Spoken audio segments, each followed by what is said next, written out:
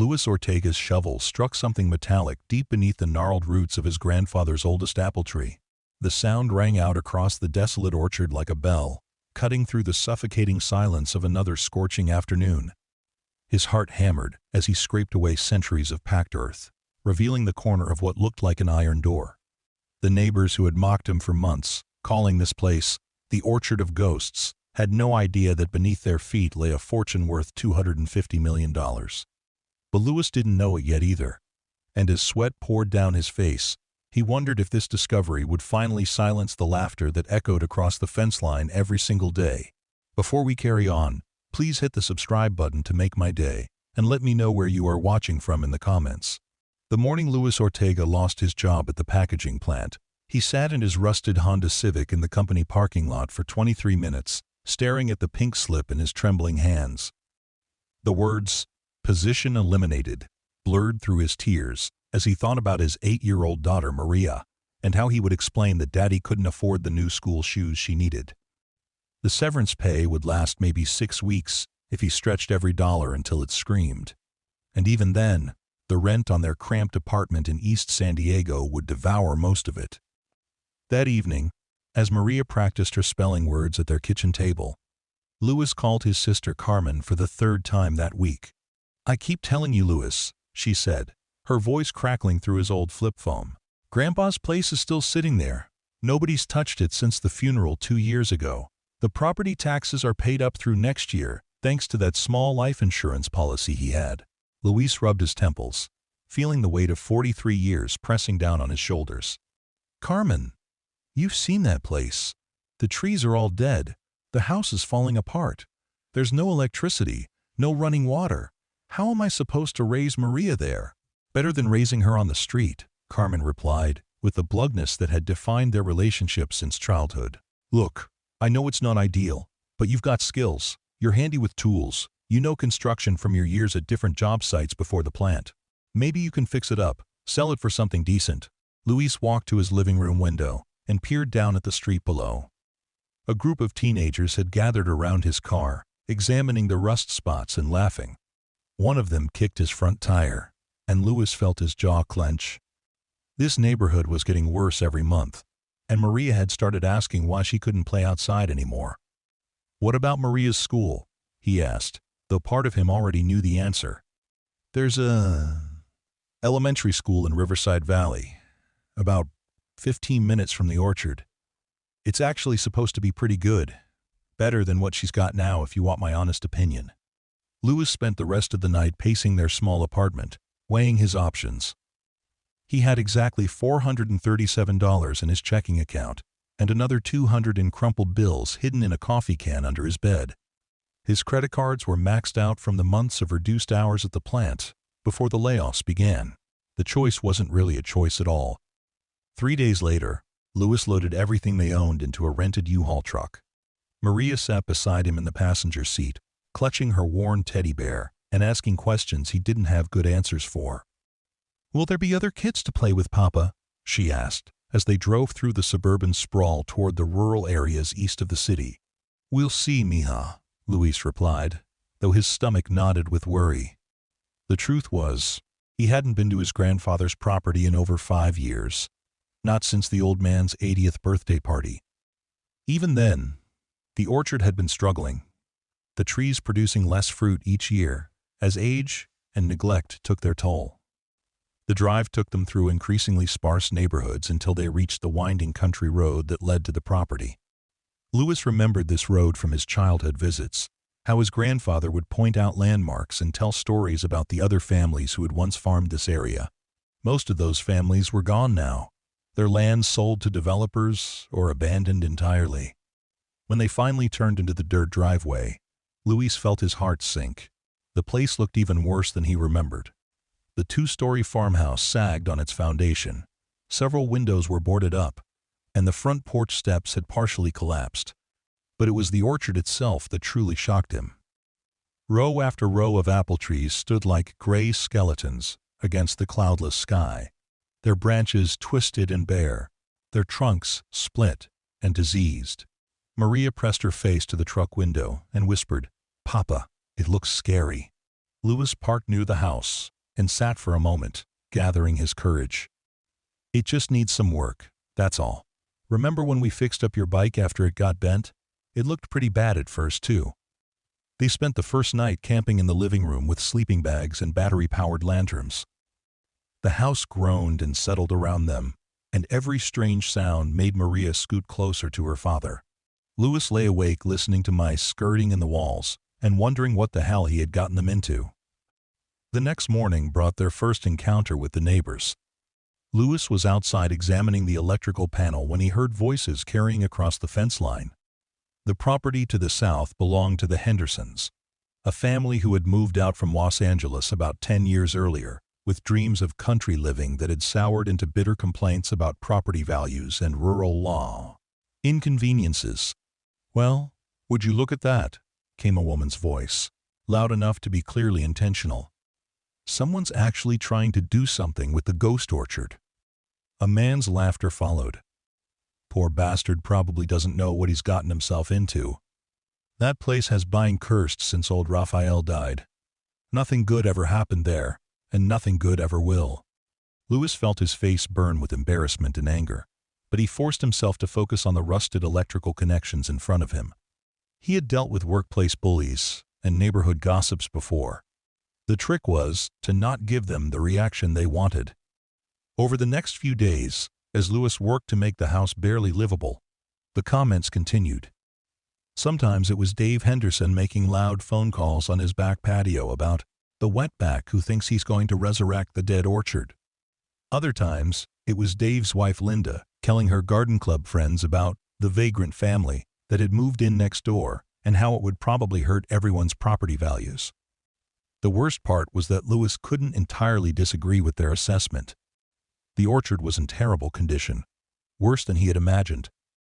Of the nearly 200 trees his grandfather had once tended, maybe 30 still showed any signs of life, and even those were struggling.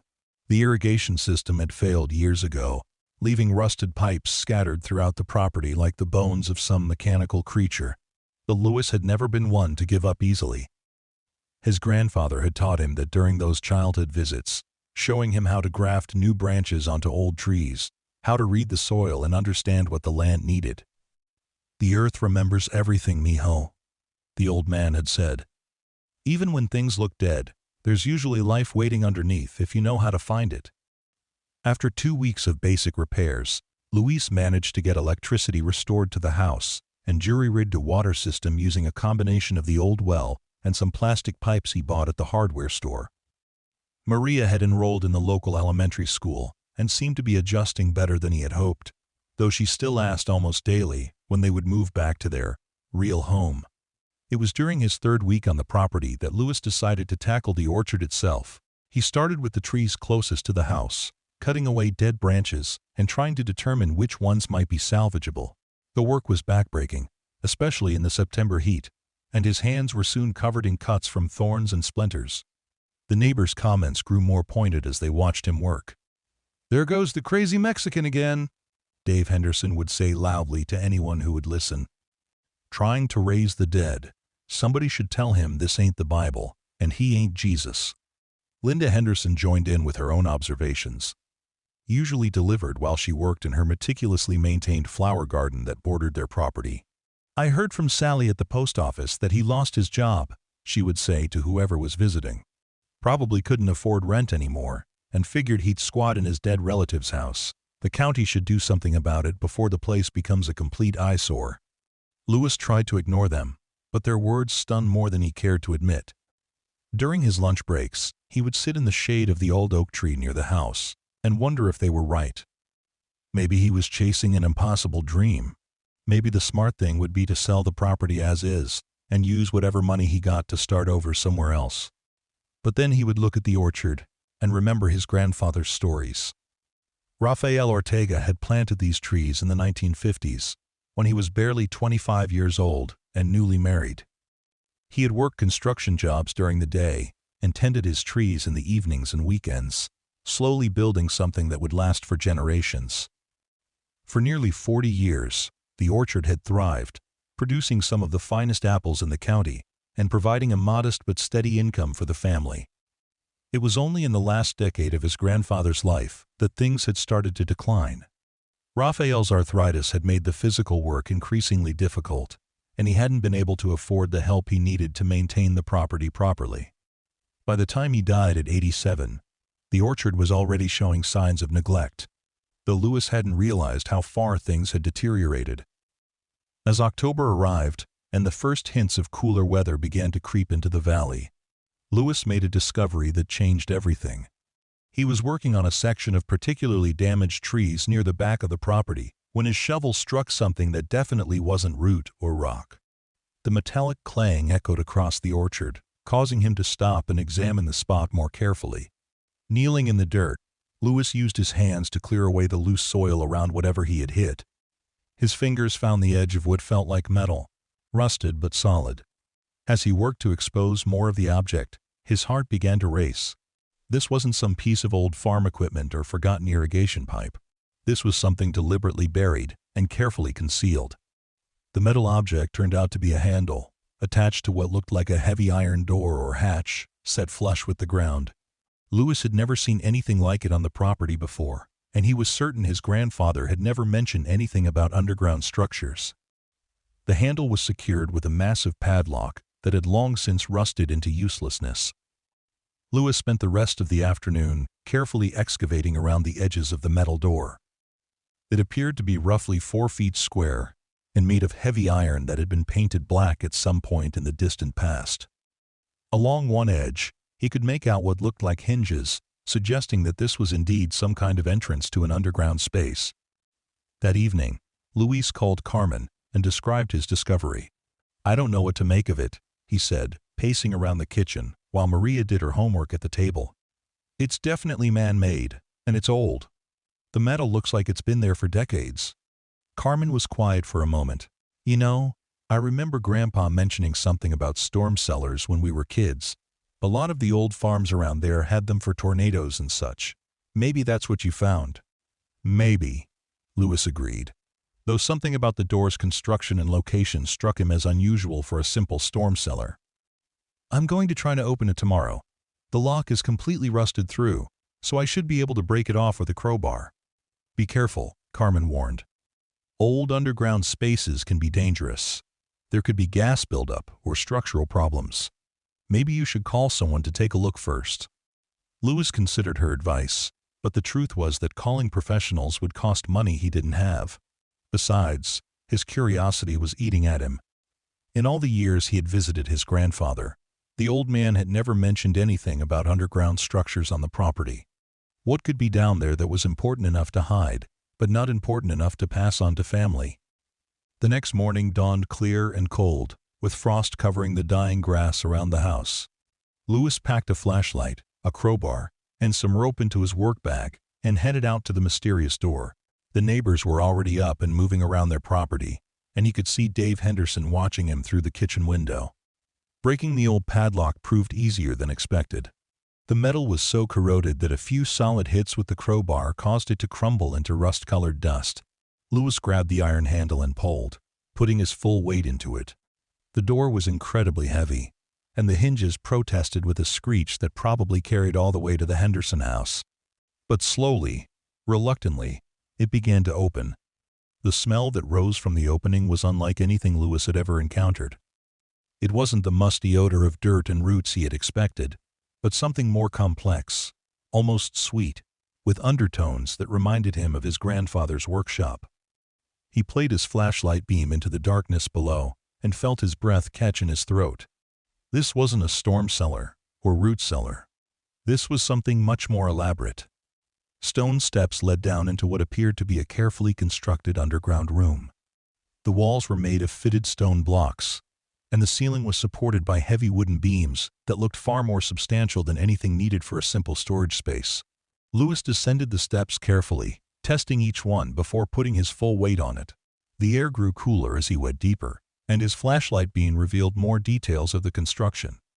This was clearly professional work, built by someone who knew what they were doing and had the resources to do it right.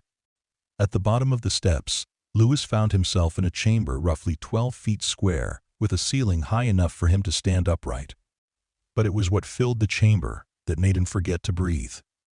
Along the walls, stacked 3 high in neat rows, were dozens of wooden barrels. In the center of the room, wooden crates were arranged in careful piles, each one secured with metal bands and stenciled with markings he couldn't immediately read. Lewis approached the nearest barrel and ran his hands over its surface. The wood was dark with age, but still solid, and he could see that each barrel was marked with burned-in letters and numbers. Highland Distillery, 1923, he read aloud, his voice echoing strangely in the stone chamber. His heart hammering, Lewis examined more of the barrels. They were all marked with similar information, dates ranging from 1921 to 1929, and names of distilleries he had never heard of. But even Lewis, who had never been much of a drinker, understood the significance of those dates. This was Prohibition-era alcohol, hidden away and forgotten for nearly a century. The wooden crates proved even more intriguing. Lewis pried open the quarter of one with his crowbar and nearly dropped his flashlight at what he found inside. Nestled in straw were dozens of silver coins, each one gleaming despite the decades in storage. He picked up one of the coins and examined it by flashlight. It was larger than any American coin he had seen, with Spanish text and what looked like a coat of arms. Lewis spent the next 2 hours cataloging what he could see without disturbing too much. There were at least 40 barrels of whiskey, plus several smaller containers that appeared to hold different types of alcohol. The wooden crates, of which he counted 17, all seemed to contain coins, though some were silver and others appeared to be gold. When he finally emerged from the underground chamber, the sun was directly overhead, and he realized he had been down there for most of the morning. His legs shook as he climbed the stone steps, and he had to sit down in the dirt beside the open door to catch his breath and process what he had discovered. The implications were staggering. If the alcohol was authentic and well-preserved, it could be worth a fortune to collectors and historians. Prohibition-era whiskey, especially from smaller distilleries, was incredibly rare and valuable, and the coins, if they were genuine Spanish silver and gold, could be worth even more. But Luis also knew that he was in over his head. He needed expert help to determine the value and authenticity of what he had found, and he needed legal advice to understand his rights and responsibilities as the property owner. This wasn't the kind of discovery you could handle on your own.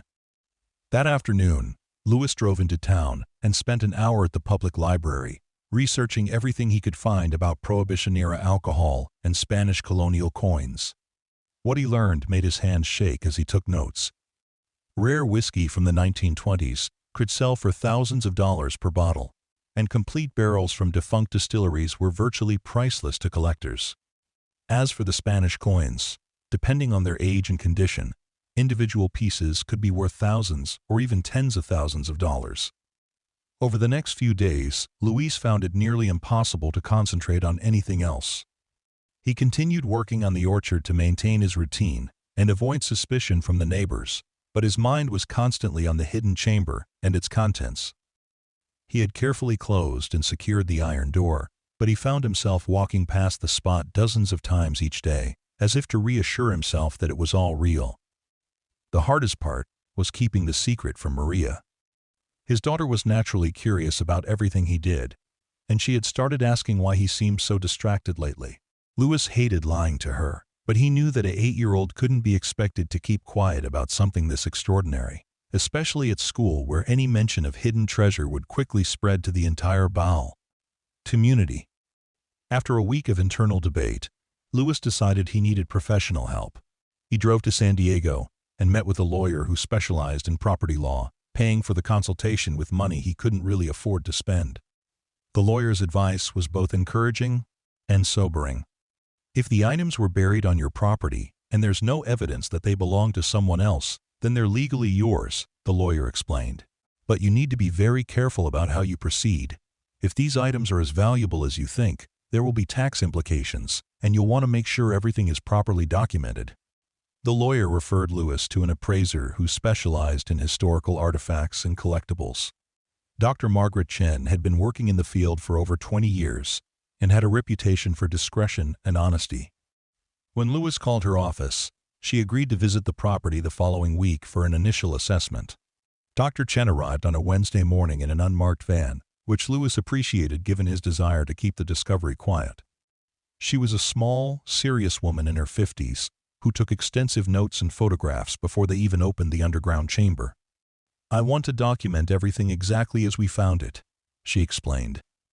"Provenance and context are crucial for determining authenticity and value." When they descended into the chamber together, Dr. Chen's professional composure cracked slightly.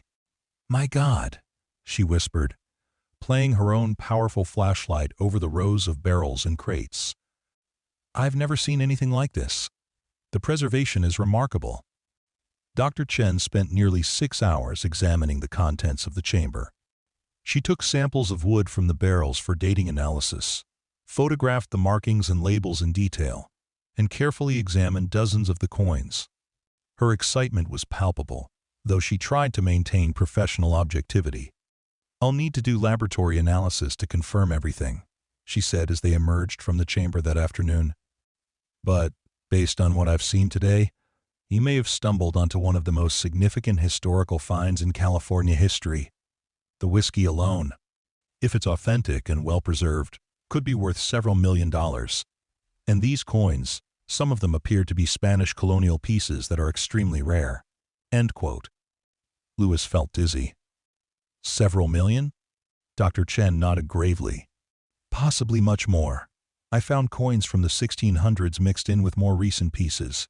If my preliminary assessment is correct, you're looking at items that could be worth anywhere from 50 million to, well, the sky's the limit really.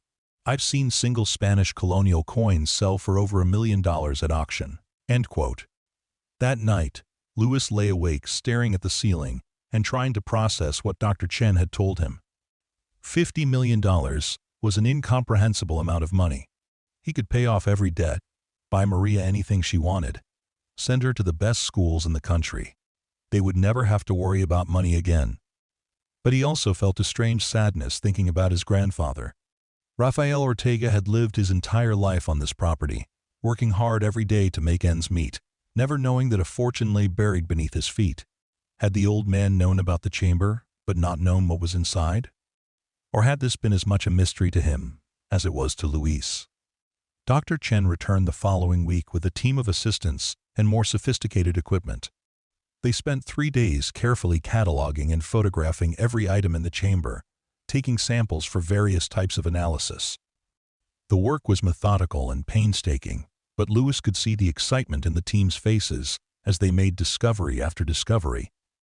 "The whiskey is definitely authentic," Dr. Chen told him at the end of the second day. "We've identified barrels from at least 6 different distilleries, all of which were shut down during Prohibition and never reopened. Some of these brands haven't existed for over 90 years. But it was the coins that proved to be the real treasure. We've identified pieces from all over the Spanish colonial empire," Dr. Chen explained, showing Lewis photographs of some of the most valuable specimens. Mexican silver, Peruvian gold, even some pieces from the Philippines that are extraordinarily rare. This collection spans over 2 centuries and includes some coins that we thought only existed in museums. The preliminary valuation, when Dr. Chen presented it to Lewis the following Friday, was staggering. The whiskey collection was estimated to be worth between $15 and $25 million, depending on market conditions and the results of taste testing by experts.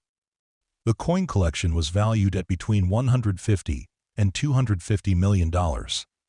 "These are conservative estimates," Dr. Chen cautioned. "At auction, with the right marketing and the right buyers, the total value could easily exceed $250 million.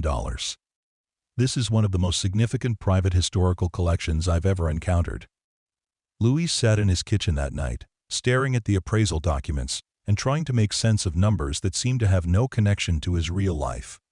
$250 million. It was more money than, quote, existed in his universe. More money than he could spend in 10 lifetimes. The practical implications were equally overwhelming.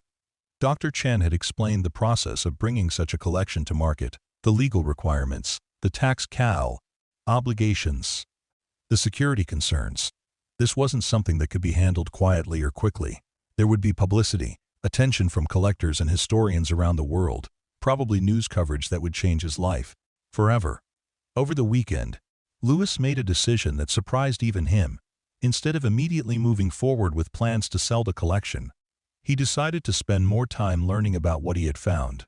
Dr. Chen had left in with a stack of books and articles about Prohibition-era smuggling in California and the history of Spanish colonial coinage. Lewis found himself fascinated by the stories behind his discovery. The whiskey, it turned out, had most likely been smuggled through California during the height of Prohibition, when organized crime networks moved alcohol from Mexico and Canada into the United States. The rural areas east of San Diego had been a common route for smugglers, who often buried their merchandise to avoid detection by federal agents. Many of these caches were never recovered, either because the smugglers were arrested or killed, or because they simply forgot the exact locations over time. The Spanish coins were more mysterious. Some dated back to the 1600s, when California was still part of the Spanish colonial empire. Others were more recent, from the Mexican period of the early 1800s.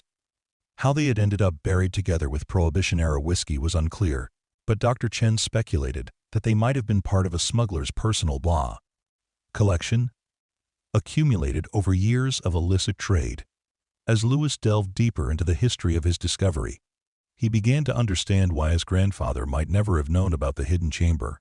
The property had changed hands several times between the original Spanish land grant and Raphael's purchase in the 1950s. The chamber could have been built and filled during any of those periods, then forgotten as owners died or moved away without passing on the secret. The neighbors' mockery continued throughout this period, though Lewis found that it bothered him less now. Dave Henderson still made loud comments about the crazy Mexican and his dead trees, but Lewis just smiled and continued his work on the orchard. Linda Henderson still told anyone who would listen about the property values being threatened by those people, but Lewis no longer felt the sting of her words. In fact, Lewis had decided to continue working on the orchard regardless of what happened with the treasure. The discovery had given him financial security beyond his wildest dreams, but it had also connected him more deeply to his grandfather's legacy. Rafael Ortega had built something meaningful on this land, something worth preserving and continuing. With Dr. Chen's help, Lewis quietly began the process of bringing the collection to market. The first step was authentication, which involved sending samples to laboratories around the country for detailed analysis. The results, when they came back over the following months, confirmed everything Dr. Chen had suspected. The whiskey was not only authentic but remarkably well preserved, with some barrels testing at the same quality they had been when first distilled. The coins proved even more valuable than initially estimated. Several pieces were identified as unique specimens, the only known examples from particular mints or time periods. One gold coin from 17th century Peru was valued by experts at over $3 million by itself. By spring, word of the discovery had begun to leak out despite Lewis's efforts to keep things quiet. A reporter from the San Diego newspaper somehow learned about the authentication process and published a story about the Riverside Valley treasure. That was picked up by national media. Within days, Lewis's quiet rural property was surrounded by curiosity seekers, treasure hunters, and news crews. The attention was overwhelming and frightening. Lewis had to hire security guards to keep trespassers away from the property, and he moved Maria to stay with Carmen temporarily until things settled down. The discovery that had seemed like a blessing was beginning to feel like a curse. But there were positive aspects to the publicity as well. Museums from around the world contacted Lewis about acquiring portions of the collection for public display. Historians and archaeologists offered to help research the origins of the treasure and its connection to California's past. Most importantly, serious collectors and auction houses began making offers that confirmed Dr. Chen's most optimistic valuations. The first major sale took place in September, exactly 1 year after Luis had first struck the iron door with his shovel. A New York auction house specializing in historical artifacts sold 25 of the most valuable coins for a total of $7 million. The money, after taxes and fees, was more than Lewis had ever imagined having, but it represented only a small fraction of the total collection. With his newfound wealth, Louis was able to make the improvements to his grandfather's property that he had dreamed about during those first difficult months. He restored the farmhouse to its original condition and then some, installing modern amenities while preserving its historical character. More importantly, he began the process of rehabilitating the orchard itself, using the latest agricultural techniques and advice from university extension specialists. Louis replaced the dead trees with new varieties that were better adapted to the changing climate. He installed a state-of-the-art irrigation system and hired experienced workers to help with the planting and maintenance. Within 2 years, the Orchard of Ghosts was beginning to bloom again. The neighbors' attitude changed dramatically once news of the treasure became public. Dave and Linda Henderson suddenly became friendly, offering to help with anything Louis might need, and hinting broadly about their own financial difficulties. Louis was polite, but distant, remembering how they had treated him when he was struggling. Other neighbors were more genuine in their changed attitudes. The Rodriguez family, who lived on the property to the north and had always been quietly supportive, became close friends. Maria found playmates among their children, and Louis found himself part of a community in a way he had never experienced in the city. The most satisfying moment came during the third spring after his discovery. Louis was walking through the restored orchard, checking on the young trees that were just beginning to bear their first fruit, when he noticed a familiar figure watching from the fence line. It was Dave Henderson, but instead of the smug expression Louis remembered from those first difficult months, the man looked wistful and perhaps a bit ashamed. "Looks like you knew what you were doing after all," Dave said quietly when Louis approached the fence. Louis considered various responses, from sarcasm to anger to triumph. Instead, he found himself thinking about his grandfather's advice about forgiveness and our community. "The land remembers everything," he said finally. "Even when things look dead, there's usually life waiting underneath if you know how to find it." By the end of the third year, Louis had sold roughly half of the coin collection and a portion of the whiskey, earning over $150 million after taxes and expenses. He kept some of the most historically significant pieces, donating them to museums, with the understanding that they would be displayed with information about the property's history and his grandfather's legacy. The orchard, meanwhile, had been completely transformed. The young trees were healthy and productive, and Louis had expanded the operation to include a farm store that sold fresh fruit, artisanal products made from the orchard's harvest, and historical information about Paz, the property. Tour groups came regularly to learn about both the agricultural history and the treasure discovery, bringing revenue and attention that benefited the entire local community. Maria, now 11 years old, had grown up with the strange reality of being the daughter of one of the wealthiest men in California. Louis worked hard to keep her grounded, making sure she understood the value of work and the importance of helping others. She spent her afternoons and weekends working in the orchard alongside the hired hands, learning the same lessons about patience and perseverance that her great-grandfather had tried to teach. The most unexpected outcome of the discovery was how it had changed Louis's understanding of his own family history. Research into the origins of the treasure had revealed connections between his grandfather and previous owners of the property that went back generations. The Ortega family's roots in California were much deeper than Louis had realized, stretching back to the original Spanish colonial period. One autumn evening, as Louis sat on the restored farmhouse porch, watching Maria play with the Rodriguez children in the orchard, he reflected on the strange turns his life had taken. 3 years earlier, he'd been a laid-off factory worker, facing an uncertain future. Now he was wealthier than he had ever dreamed possible, but more importantly, he felt connected to something larger than himself. The neighbors still talked, of course, but now the conversations were different. Instead of mocking the crazy Mexican trying to resurrect dead trees, they spoke with respect about the man who had found one of the greatest treasures in California history and used it to restore his family's legacy. The Orchard of Ghosts had become a symbol of hope and perseverance that attracted visitors from around the world. As the sun set over the valley, painting the restored orchard in golden light, Louis thought about his grandfather and wondered what the old man would make of all that had happened. Rafael Ortega had worked this land for decades, never knowing that a fortune lay buried beneath his feet. But he had passed on something even more valuable: the knowledge that with patience, hard work, and faith in the future, even the most barren ground could bloom again. The treasure had certainly changed Luis's life in material ways, but the real transformation had come from reconnecting with his roots and understanding that sometimes the greatest discoveries are hiding right where we least expect to find them. The neighbors who had laughed at the poor man working in the dead orchard had learned a lesson that would be talked about in the Riverside Valley for generations to come: that it's never wise to underestimate someone who refuses to give up on their dreams.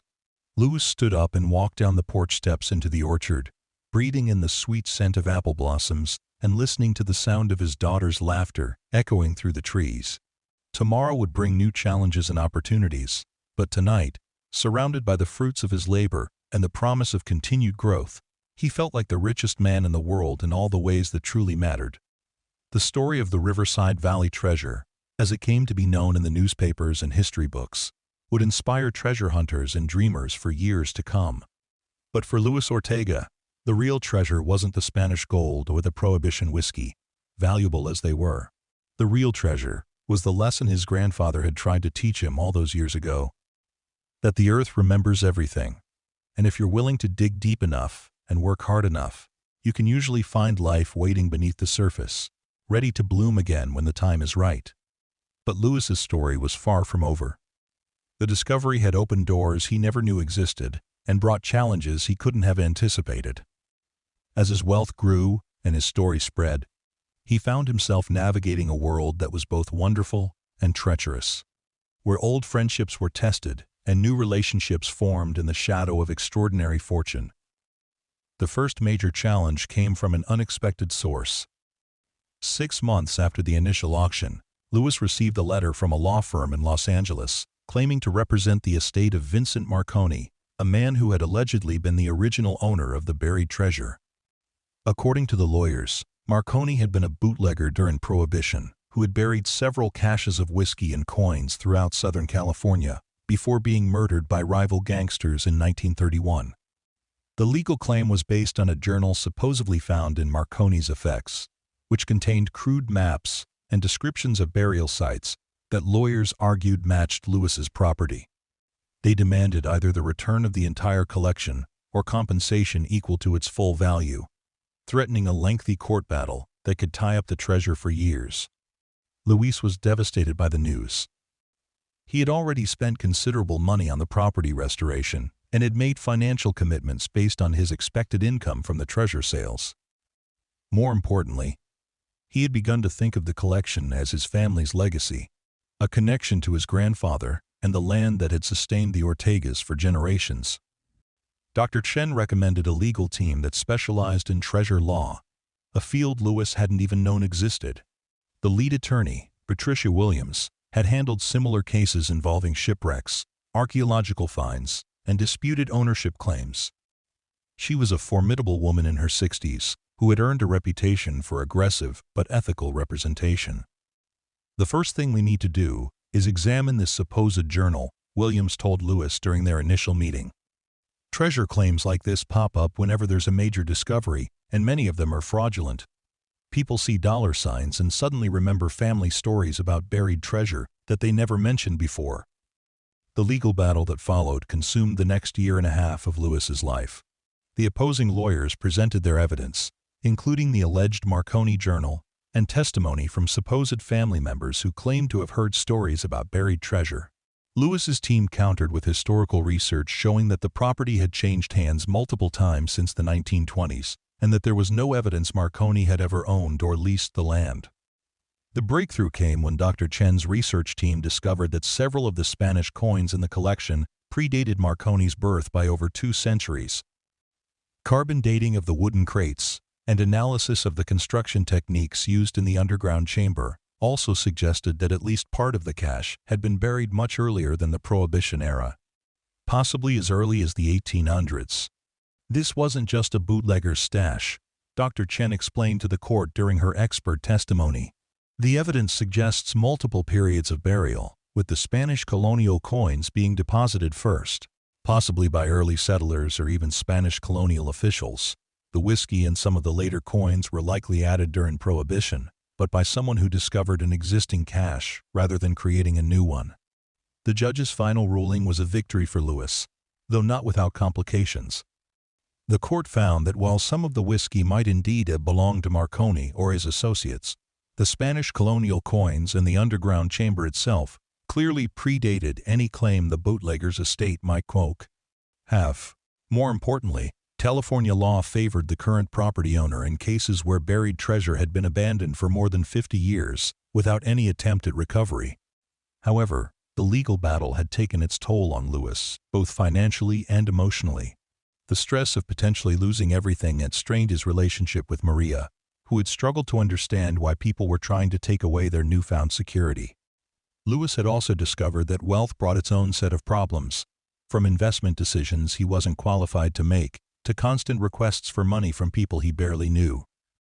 It was during this difficult period that Lewis made an acquaintance that would profoundly influence the next phase of his life. Elena Vasquez was a documentary filmmaker who had been following the legal battle with interest, seeing it as a microcosm of larger issues about cultural heritage and economic inequality in modern non-Monde America. She had approached Lewis about making a film about his story, but her proposal went far beyond a simple treasure-hunting narrative. "What interests me," Elena explained during their first meeting at a coffee shop in downtown San Diego, "is how your discovery has forced you to confront questions about identity, family, and what we owe to the past. This isn't just about money. It's about a Mexican-American family reclaiming their place in California. History."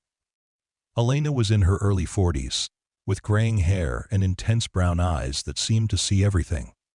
She had made several acclaimed documentaries about Latino history in the Southwest, and her work was known for its careful research and nuanced perspective on complex social issues.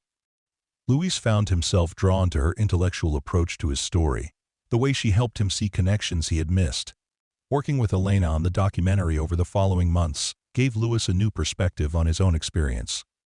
Through interviews with historians, archaeologists, and other members of the local Latino community, he began to understand how his story fit into the larger narrative of Mexican-American families in California who had been displaced, marginalized, and forgotten by mainstream history.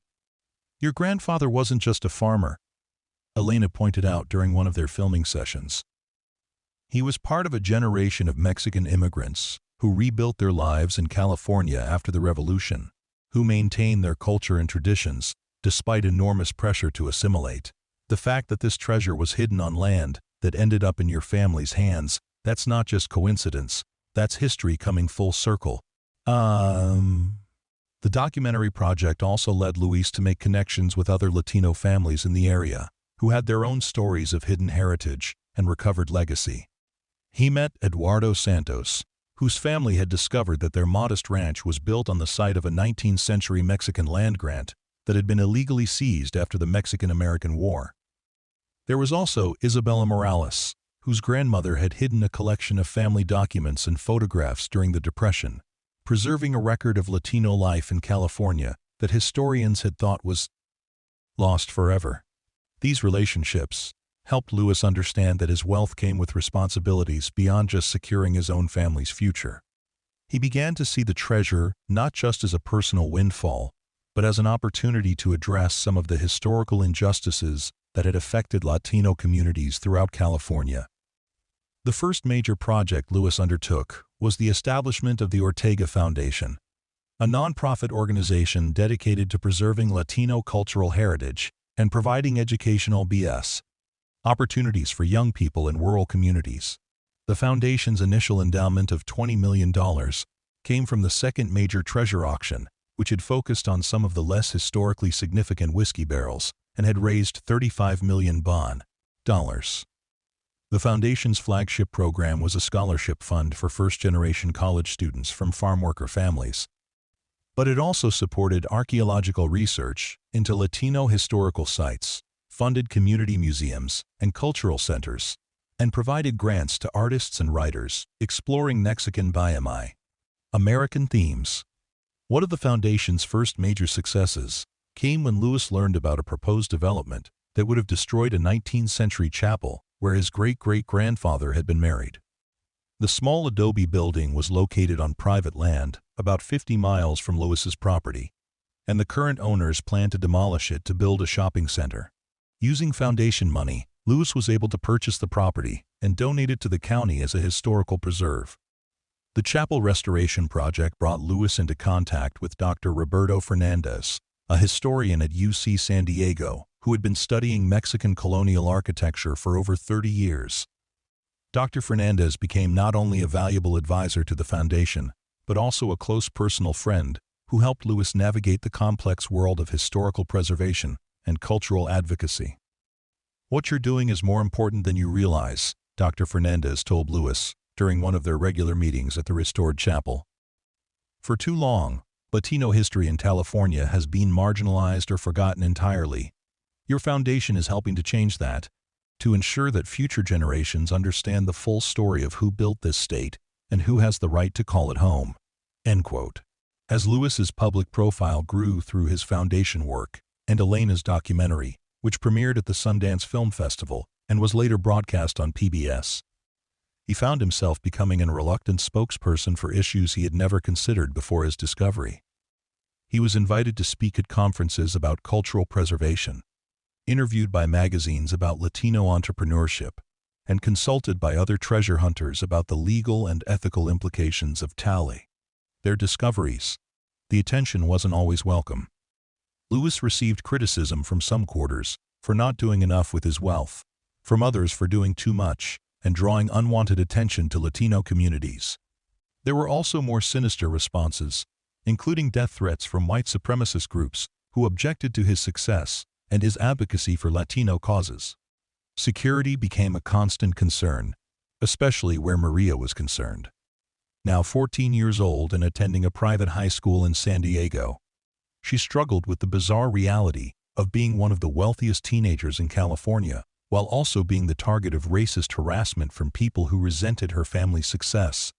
Lewis hired bodyguards and installed sophisticated security systems, but he worried constantly about the psychological effects of living under such scrutiny. The pressure reached a breaking point during Maria's sophomore year, when a group of older students at her school began making threatening comments about her father and spreading rumors that the treasure discovery had been fraudulent. The harassment escalated until Maria was afraid to attend classes, and Lewis was forced to withdraw her from the school and arrange for private tutoring. "I hate this," Maria told her father one evening as they sat in the garden behind their restored farmhouse. "I hate that people think they know us because of some stupid treasure. I hate that I can't just be normal." Lewis felt his heart break as he listened to his daughter express feelings he had tried so hard to protect her from. The treasure that was supposed to secure her future had instead created complications and dangers he never could have anticipated. For the first time since the discovery, he found himself wondering if they would have been better off leaving the underground chamber unopened. It was Elena who helped Lewis and Maria work through this difficult period.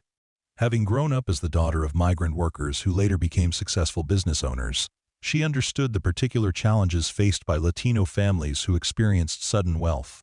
She arranged for Maria to meet other young people from similar backgrounds and helped her develop strategies for dealing with the attention and pressure. "The treasure isn't the problem," Elena explained to Lewis during one of their conversations. "The problem is a society that can't accept the idea of a Mexican-American family being wealthy and successful. Maria needs to understand that the harassment she's facing says nothing about her worth and everything about the prejudices of the people doing the harassing." End quote. With Elena's help, Lewis and Maria developed a new approach to their public presence. Instead of trying to hide from attention, they became more strategic about controlling their narrative. Maria began writing a blog about her experiences as a teenager from a treasure-hunting family, focusing on the historical and cultural aspects of their story rather than the wealth itself. Her writing was mature and thoughtful, and it attracted a following among young people interested in history and archaeology. Lewis, meanwhile, began speaking more openly about the challenges of sudden wealth and the responsibilities that came with it.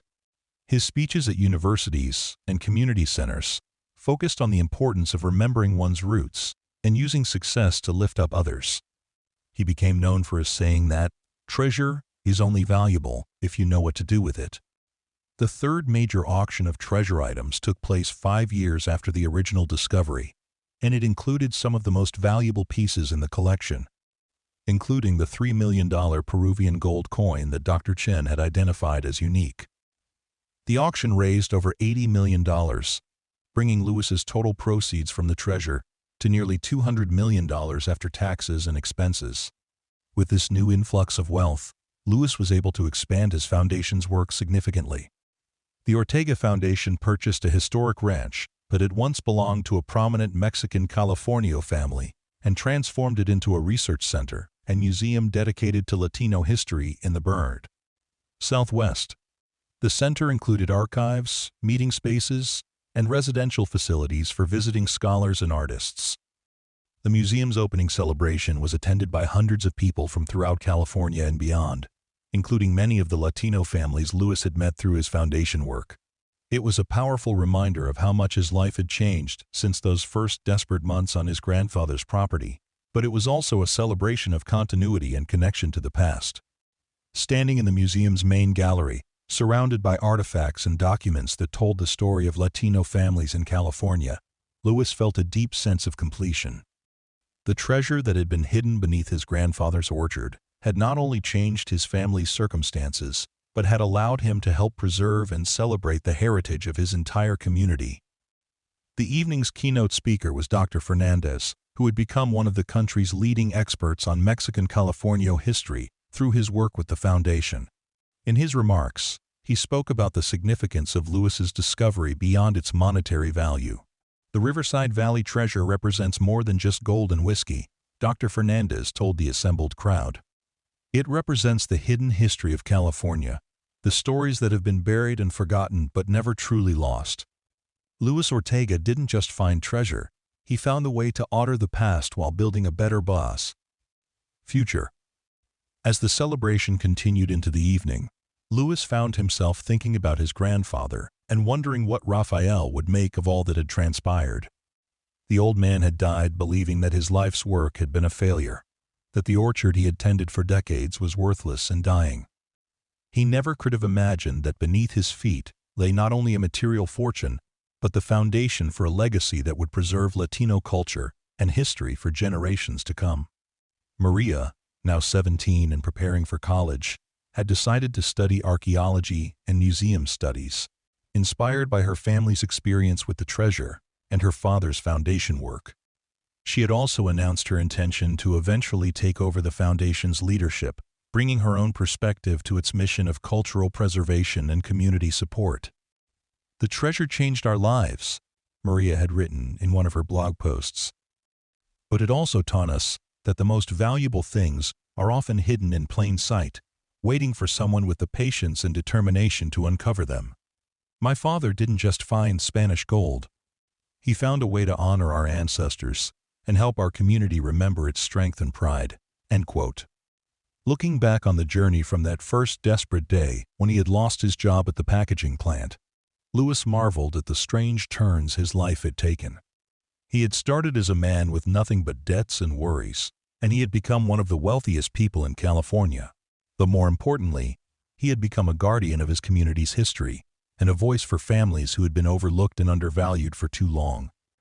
The orchard that had once been mocked as the Orchard of Ghosts was now thriving, producing some of the finest apples in the region and serving as a symbol of renewal and persistence. Tour groups came regularly to learn about both the agricultural history and the treasure discovery, but they also came to understand the larger story of Latino families in California and their ongoing contributions to the state's culture and economy. Lewis still lived in the restored farmhouse, though he had purchased additional property to ensure privacy and security for his family. He had resisted suggestions that he move to a mansion in San Diego or Los Angeles, preferring to remain connected to the land that had given him so much. Every morning, he walked through the orchard before beginning his day's work with the foundation, touching the bark of trees that his grandfather had planted and remembering the lessons about patience and perseverance that had sustained him through the darkest times. The neighbors who had once mocked his efforts had long since been forgotten, their cruel words rendered meaningless by time and success.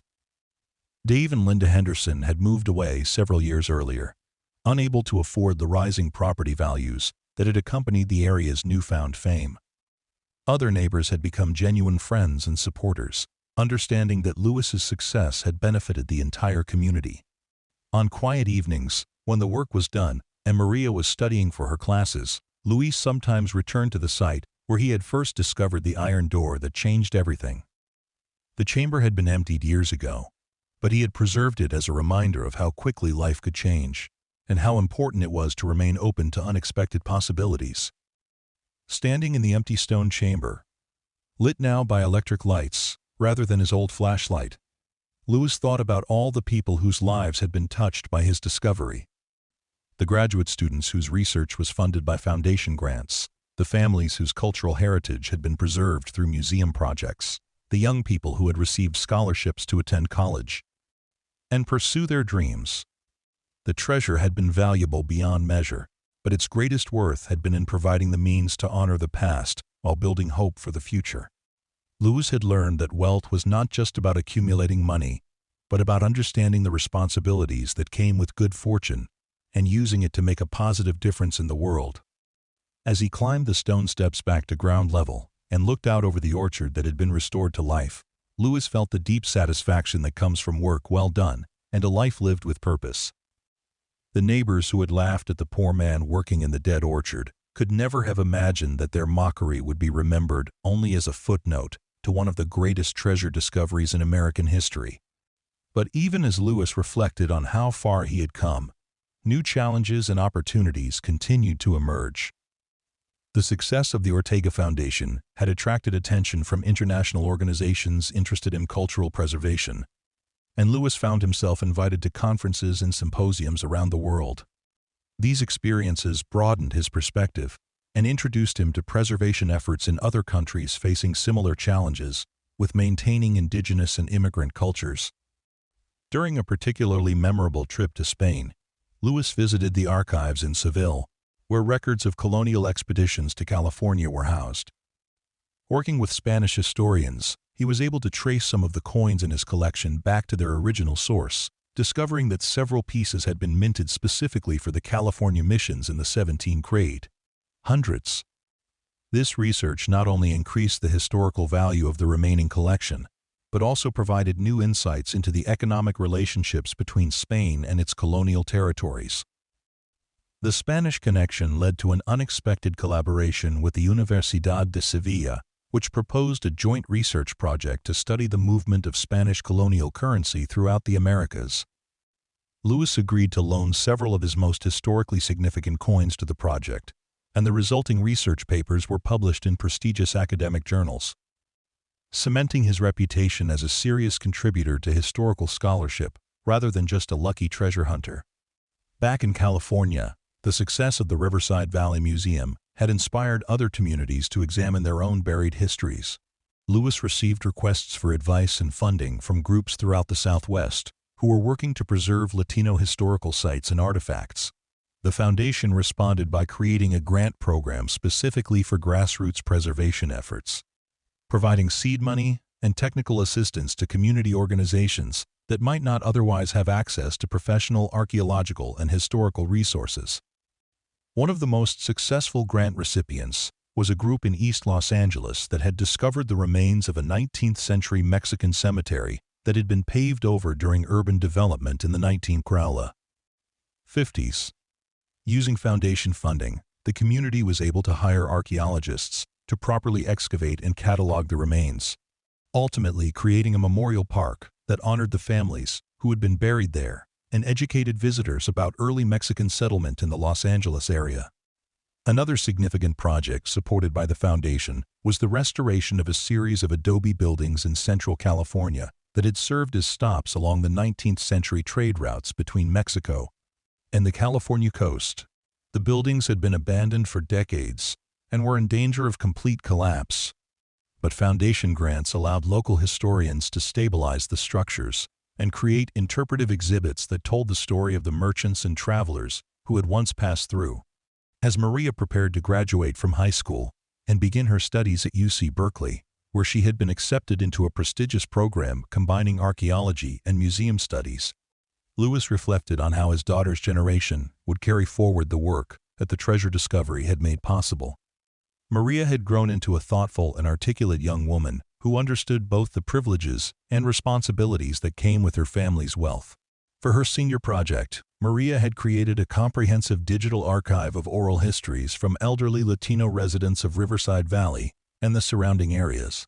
The project involved dozens of interviews with people who remembered the area before it became famous for the treasure discovery, capturing stories about family traditions, agricultural practices, and community relationships that might otherwise have been lost. These stories are treasures too, Maria explained during her presentation to the local historical society. They show us how communities survive and thrive, even when the outside world doesn't value their contributions. My father found Spanish gold buried in the ground, but these families have been preserving something just as valuable in their memories and traditions. The Oral History Project attracted attention from the Smithsonian Institution, which invited Maria to present her work at a national conference on community-based historical preservation. The invitation was a source of tremendous pride for Lewis, who saw it as evidence that his daughter had inherited not just his determination, but also a sophisticated understanding of how individual success could be leveraged for broader social benefit. The relationship with the Smithsonian led to another significant opportunity for the foundation. The museum's curators had been working on a major exhibition about Latino contributions to American history, and they proposed featuring the Riverside Valley treasure as a centerpiece that would illustrate how recent discoveries were changing historians' understanding of early California. Lewis agreed to loan several pieces to the exhibition, which was scheduled to tour major cities across the United States over a 3-year period. The exhibition opening in Washington, D.C., was a landmark moment for Lewis and his family. Standing in the Smithsonian's magnificent halls, surrounded by dignitaries and scholars from around the world, Lewis thought about the journey that had brought him from his grandfather's dying orchard to the nation's most prestigious museum. The evening's reception was attended by senators, ambassadors, and Nobel Prize winners, but Lewis found himself most moved by the presence of dozens of students from Latino community organizations who had received foundation scholarships. 10 years ago, I was an unemployed factory worker who didn't know how he was going to pay his rent, Luis told the assembled crowd during his remarks at the reception. Today, I'm standing in the Smithsonian talking about the importance of preserving our cultural heritage. The treasure that changed my life wasn't just the gold and silver we found buried in the ground. It was the reminder that our stories matter, that our history has value, and that sometimes the most important discoveries are the ones that help us understand who we are and where we came from. End quote. The exhibition's success led to additional opportunities for collaboration with major museums and universities. Harvard University invited Lewis to serve as a visiting fellow at their Center for Latino Studies, while the Getty Museum in Los Angeles proposed a partnership to create educational materials about Spanish colonial art and artifacts. These relationships helped establish the foundation as a serious player in the world of academic research and cultural preservation. But perhaps the most meaningful recognition came from an unexpected source. The government of Mexico, which had been following the foundation's work through its cultural attaché in Los Angeles, invited Lewis to receive the Order of the Aztec Eagle, the highest honor Mexico awards to foreign nationals who have made significant contributions to Mexican culture or humanity in general. The ceremony in Mexico City was an emotional experience for Lewis, who had never fully understood how his work in California connected to the broader story of Mexican culture and identity. Speaking with Mexican officials and scholars, he learned about similar preservation efforts throughout Mexico and Central America, and he began to see how the Foundation's work could potentially expand beyond the borders of the United States.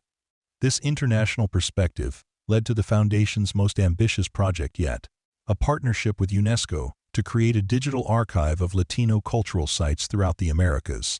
The project would document everything from ancient indigenous settlements to modern immigrant communities, creating a comprehensive resource for researchers and educators around the world. The UNESCO partnership required significant additional funding, and Lewis made the decision to sell the remaining whiskey collection at auction. The sale, handled by Sotheby's in New York, generated over $60 million and attracted bidders from around the world.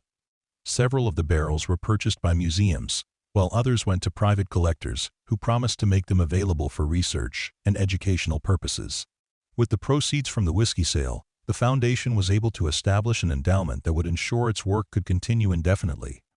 Lewis also used part of the money to create a scholarship program specifically for undocumented students who might not otherwise have access to higher education, a cause that had become increasingly important to him as immigration issues dominated national political discussions.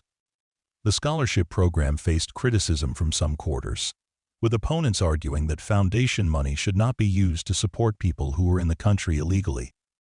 Lewis responded to these criticisms with characteristic directness, pointing out that many of the families affected by immigration policies were descendants of people who had lived in California long before it became part of the United States. "The borders changed," Lewis said during a television interview addressing the controversy. "The people didn't.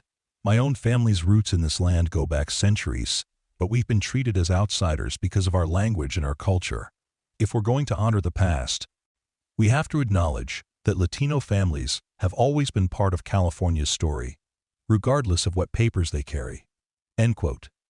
As the foundation's work expanded and Lewis's public profile continued to grow, he remained committed to living simply and staying connected to the orchard that had started it all. He still woke up early every morning to walk among the apple trees, checking on their health and planning for the harvest season. The orchard now produced enough fruit to supply several local farmers' markets, and Lewis took pride in the fact that people throughout the valley could enjoy apples grown on the same land where Spanish explorers had once traveled. The cyclical nature of agricultural work provided a welcome contrast to the often abstract world of foundation management and cultural preservation. There was something deeply satisfying about the simple tasks of pruning trees, monitoring irrigation systems, and coordinating with seasonal workers who helped with the harvest. These activities kept Luis grounded and reminded him that all his wealth and influence ultimately rested on the solid foundation of his grandfather's land. On the 10th anniversary of his discovery, Lewis organized a celebration that brought together all the people who had been part of his journey. Dr. Chen, now in her 70s, but still actively researching, flew in from her new position at a museum in Washington. Elena, whose documentary about the treasure had won several awards and launched her career as a nationally recognized filmmaker, brought her cameras to document the anniversary gathering. Dr. Fernandez, Patricia Williams, and dozens of foundation scholarship recipients attended, along with community leaders from throughout California. The celebration was held in the orchard itself, with tables set up between the rows of mature apple trees that were heavy with fruit ready for harvest. As the sun set over the valley, casting golden light through the branches, Lewis stood before the assembled crowd and reflected on the decade that had passed since he first struck that iron door with his shovel. "When I moved to this property 10 years ago, I thought I was just trying to survive," Lewis said, his voice carrying clearly in the still evening air. "I never imagined that I was actually coming home to something that had been waiting for me all along. The treasure we found here wasn't just gold and whiskey. It was a reminder that our history has value, that our stories matter, and that sometimes the most important thing you can do is refuse to give up when everyone else thinks you're crazy." The real treasure, Luis had come to understand, was not the Spanish gold or the Prohibition whiskey that had made him wealthy beyond imagination. The real treasure was the knowledge that with faith, persistence, and the courage to dig deeper when others would give up, even the most barren ground could be transformed into something beautiful and lasting. The orchard that had once seemed dead had bloomed again, and in its renewal, Lewis had found not just financial security, but a purpose that would guide him for the rest of his life.